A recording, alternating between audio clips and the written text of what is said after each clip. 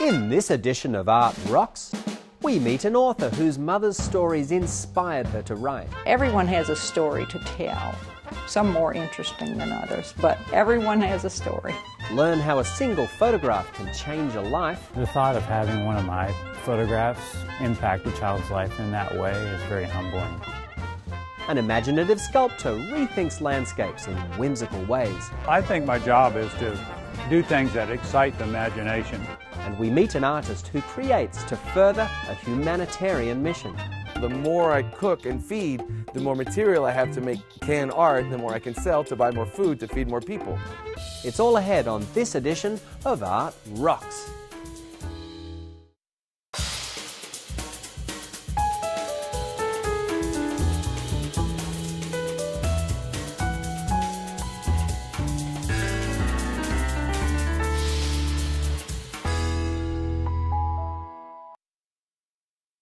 Art Rocks is made possible by the Foundation for Excellence in Louisiana Public Broadcasting and by viewers like you.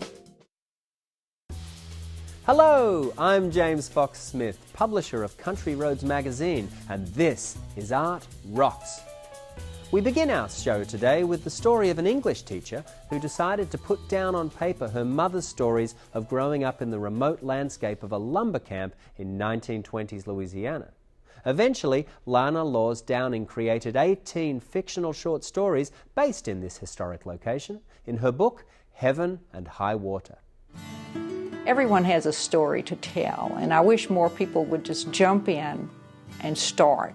The hardest part is just to start. But once you start, the words come. For Lana Laws Downing, an English teacher and the eldest of 7 siblings, the motivation to write came from stories told by another generation. Before her mother passed away, Downing recorded many of the familiar stories her mother shared from her childhood, growing up in a remote logging camp on the edge of a Louisiana swamp, a place only accessible by boat. Back then, my mother and father had to get us up early in the morning. We never had evening masses back then. And get all of these children up. Sometimes my mother was pregnant, sometimes a babe in arms.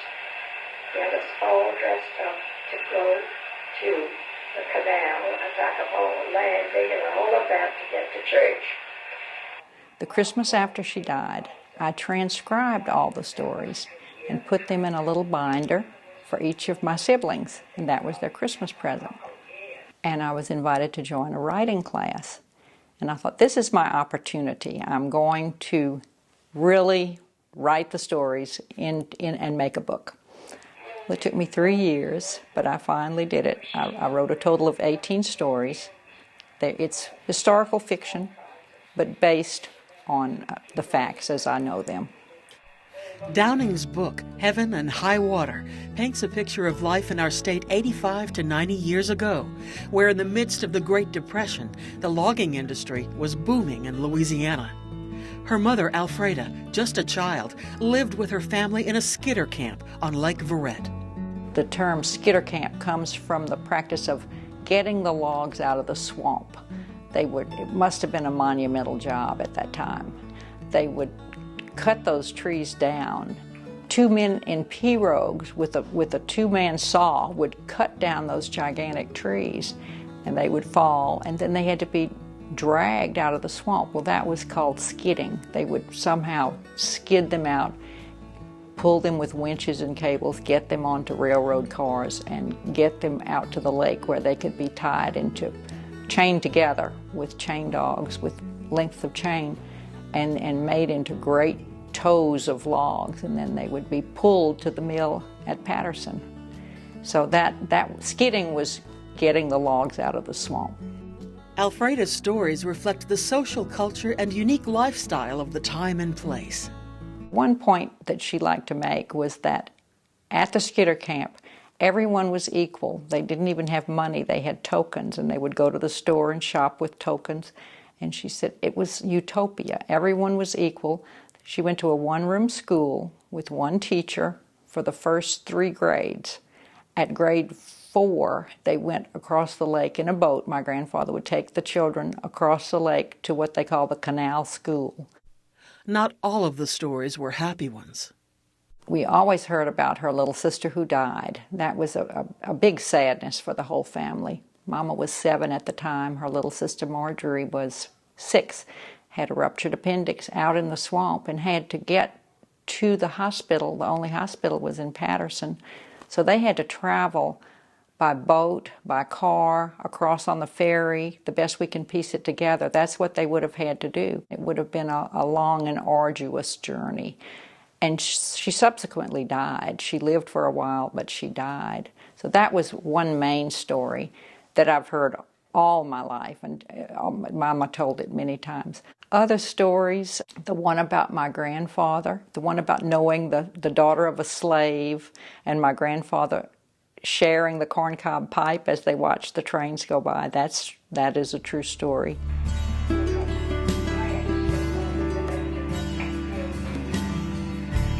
Downing wanted to retell her mother's stories in a way that would honor her memory and make the history come alive to her readers. I didn't want something scholarly with footnotes. I wanted something readable, something enjoyable, but something true to what my mother was. So I used her words to begin each story, and then I turned her words into a fictional account of what might have happened. So that's how it came to be. And everyone has a story to tell, some more interesting than others, but everyone has a story. Downing's stories are told from the point of view of a young girl, so even teenage readers will be able to identify with some of the core issues addressed, like honesty and compassion. And you do get an idea of how difficult life was that long ago. For more information on the book, drop an email to heavenandhighwater@gmail.com. And now, here's a look at some of the upcoming arts events happening across Louisiana.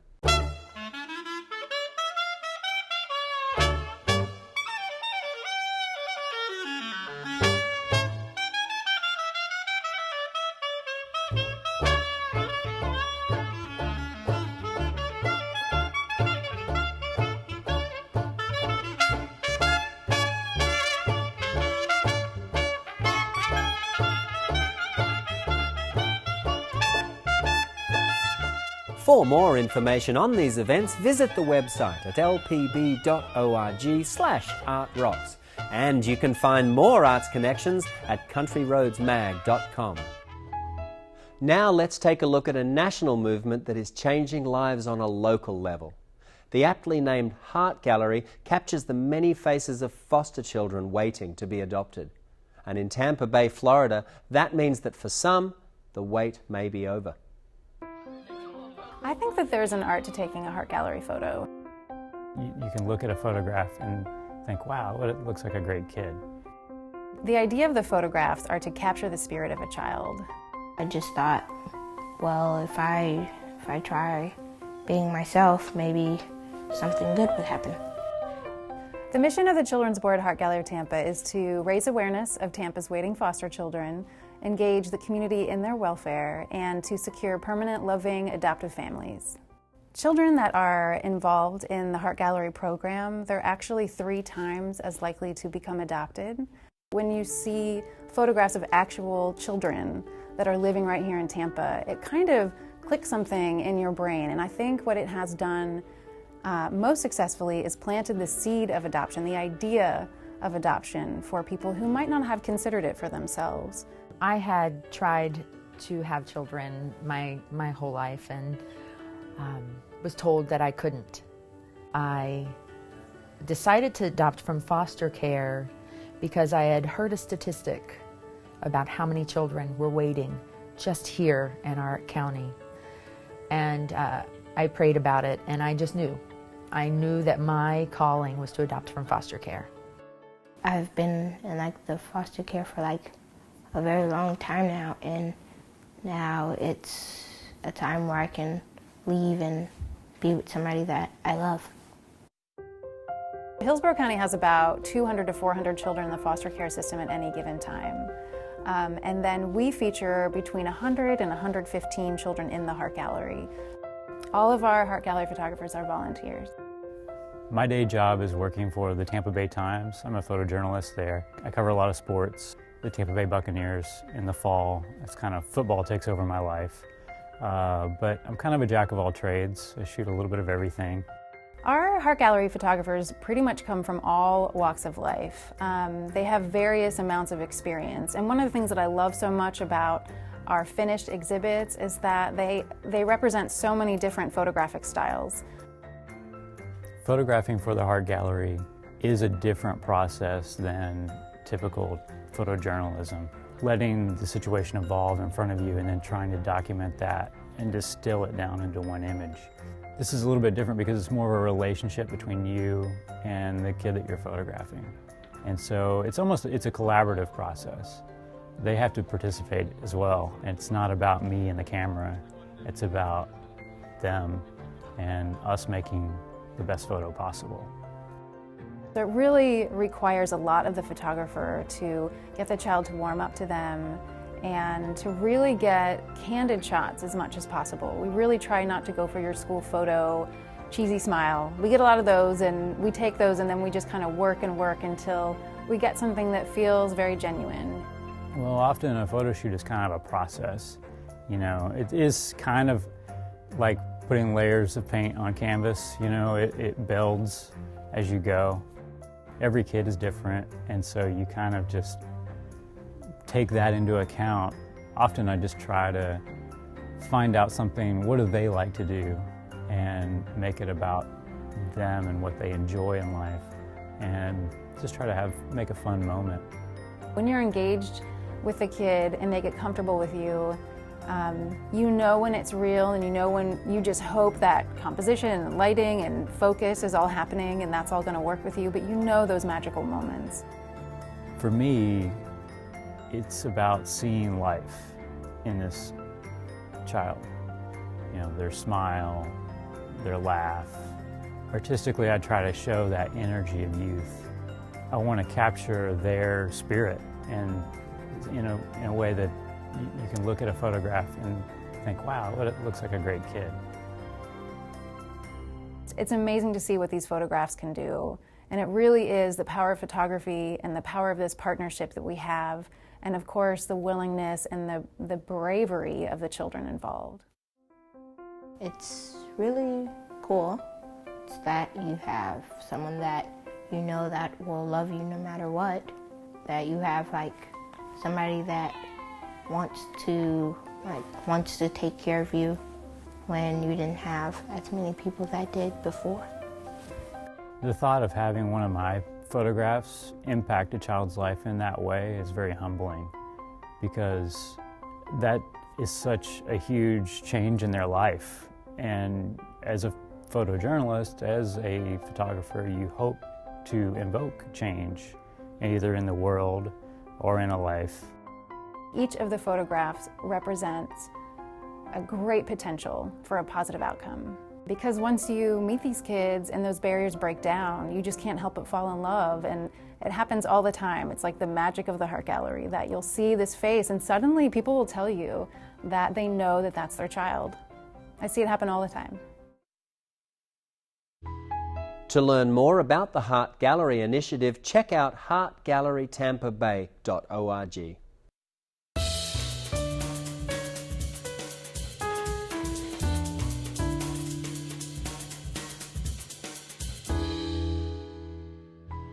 In our next segment, we're going to catch up with world-renowned artist Patrick Dougherty, who is busy creating one of his signature outdoor sculptures.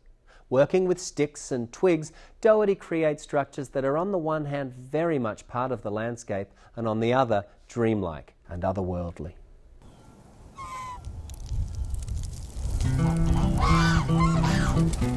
We're just right at our... I think that one thing that for an artist, they always start out doing something and then they make up the reason why later. So perhaps I've had a premonition about the environmental movement since I myself was very environmentally conscious.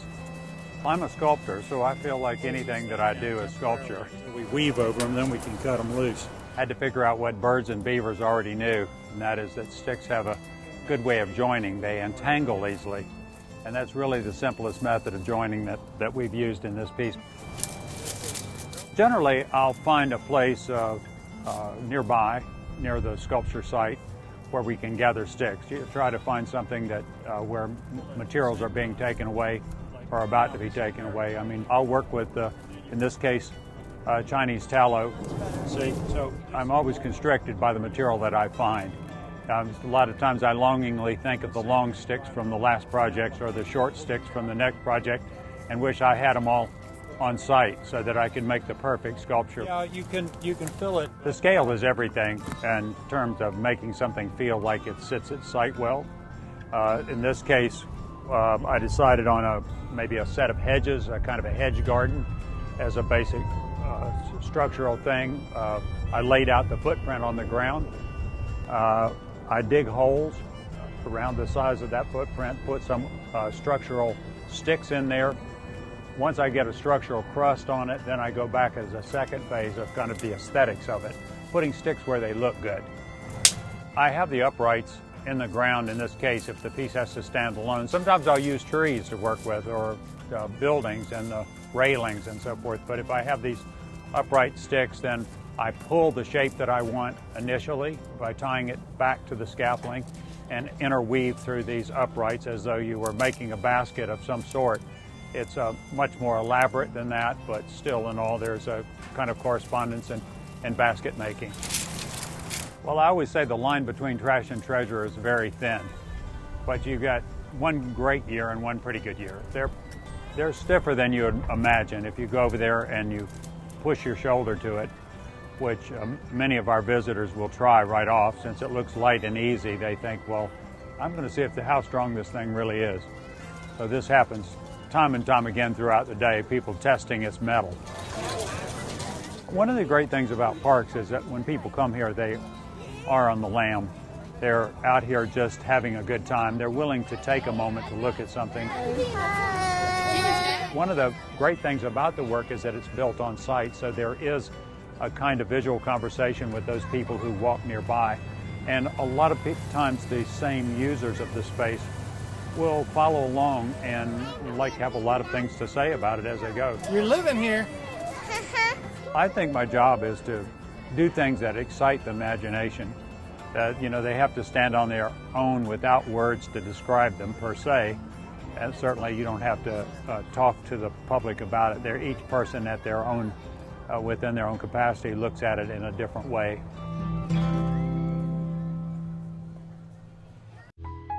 For more examples of Dougherty's sculpture and to find out where he's headed next, visit stickwork.net.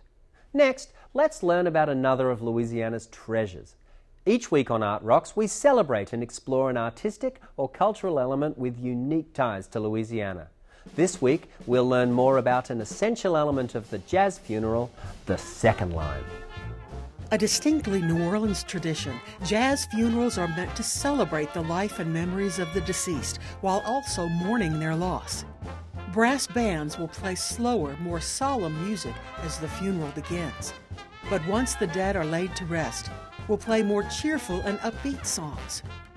Originally an African-American and Creole tradition, the main line, or the first line of the funeral procession, is usually made up of the musicians, funeral directors, family, and friends, while the second line includes the entire community and invites all those present to join in. Over time, and with the fusion of cultures, the second line has evolved beyond the jazz funeral. Second line processions are performed today at traditional New Orleans weddings, parades, festivals, and even demonstrations, always relying on the jazz sounds of a brass band, with dancers incorporating umbrellas, parasols, and handkerchiefs, reminiscent of a jazz funeral.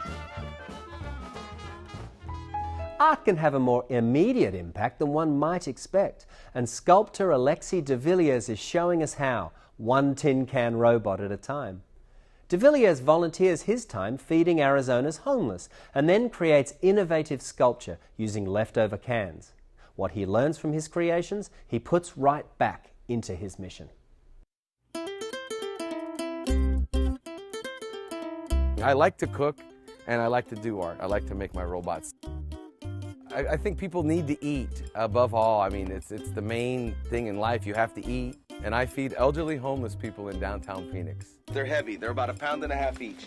To be able to feed the elderly homeless, I use the cans that the food comes in to make sculptures. I make dogs, sharks, and robots, and cats, airplanes.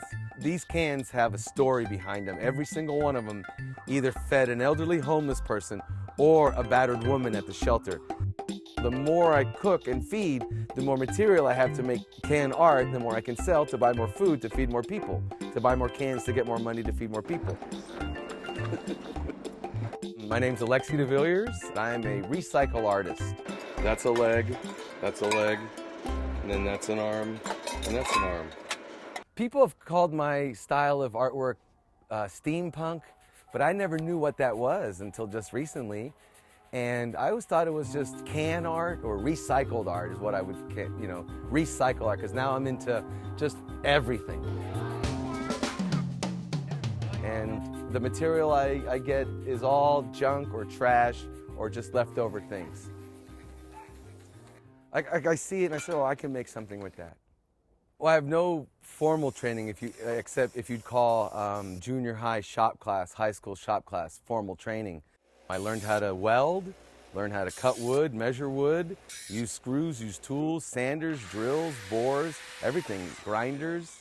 And now the tools I use is self-tapping screws and a drill and a pair of tin snips are the main two tools that I use. One Halloween, I said, let me make a couple funny things and put in the yard. This is an old DMV eye checkup thing. That's a toaster. That's his mouth in there and just some teeth. And those are those Freon tanks. And then the golf clubs as feet. A lot of my art is literally functional. I make toilet paper holders and all sorts of different functional things. And this is literally a functional sawfish.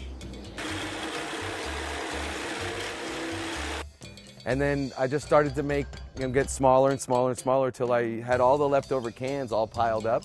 And I just put a few together. So, oh, it looks like a robot. I cut the can in half, and then it fits right on there with 4 points. I put a screw and a screw, and then a screw and a screw, and it looks like a little foot and a leg.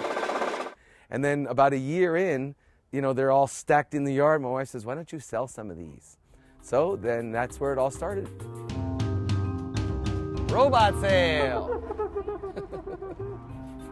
These are working lunch boxes. I attach heads and feet to them.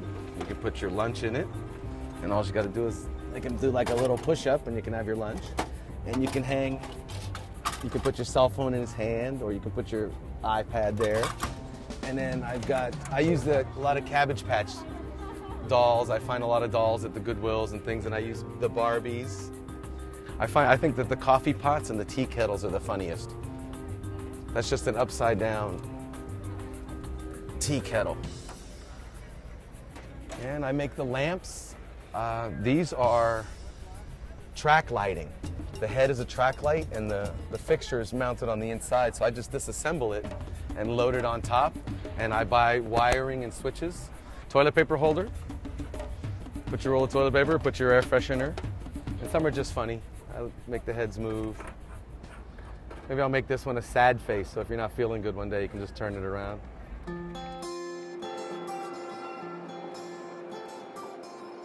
Growing up as a kid in Florida, Miami, Florida, my mother had 5 kids and 1 paycheck. So my mother had to stretch the paycheck a lot, but I remember how much love went into making the food and how delicious it was, and there was always plenty, because she would start out with dried beans, dried rice, and she'd go get a nice giant cut of meat and cut it herself, and there was always a lot of food for a little bit of money. So my wife and I, after a bunch of years, we moved out here, and then I got a job with the state of Arizona at the Veterans Home with the Department of Defense, cooking food for the retired colonels and sergeants and stuff like that. And they taught me how to cook in large portions and how to make it small so they don't really need a knife.